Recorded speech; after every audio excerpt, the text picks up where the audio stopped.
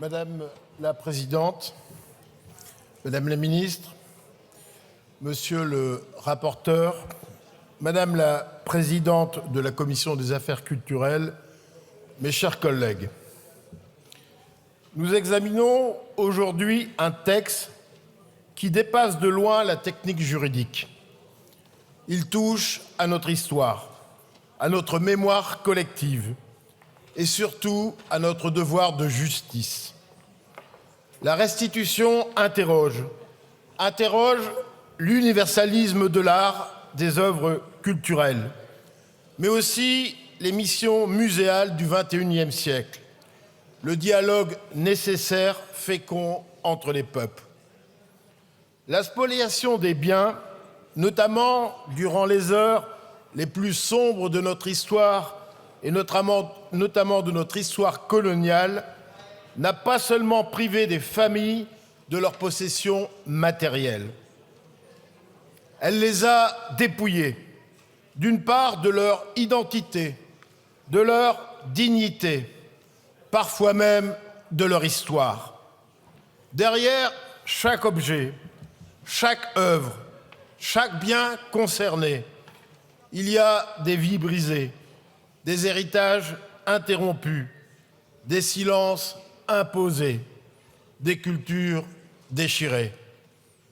Voter cette loi, ce n'est pas simplement corriger une anomalie de droit, c'est reconnaître que le temps ne doit jamais effacer l'exigence de justice. C'est affirmer que la République n'oublie pas, qu'elle regarde son passé avec lucidité et qu'elle agit, même tardivement, pour réparer ce qui peut l'être encore. Certains diront que ces restitutions sont complexes, que les preuves sont difficiles à établir, que les situations sont parfois incertaines. Ils ont raison. Mais la complexité ne doit jamais servir de prétexte à l'inaction. Au contraire, elle nous oblige à être plus rigoureux, plus attentifs, plus déterminés. Nous souhaitions, le groupe socialiste apparenté, lever la borne temporelle, car la spoliation des œuvres d'art a été une constante au fil des siècles. Je donnerai simplement cet exemple. Définir une borne temporelle reste une illusion. Et je prendrai pour exemple un exemple comme le quadrige de la place Saint-Marc. En 1797, Napoléon conquiert Venise. Les chevaux sont alors emportés à Paris comme trophée de guerre et installés sur l'arc de triomphe du Carrousel, construit entre 1806 et 1808. Ils furent restitués à Venise après le traité de Paris.